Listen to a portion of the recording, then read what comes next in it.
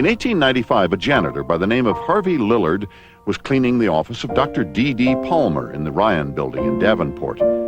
Harvey had been partially deaf for 14 years after hurting his neck. I endeavored to bring a new technique and philosophy of health into an unbelieving world. Perhaps it was new, but perhaps it is as old as time, as old as truth itself.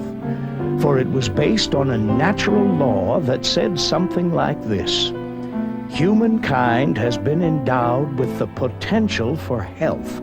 Nature needs no help, just no interference. Well, D.D. examined Harvey, found a misaligned spinal bone, and adjusted it. If you interfere with a person's nerve system by misaligning the spine, he will be sick. And if you remove this interference, the person will return to health naturally. 3 days later, Harvey's hearing returned.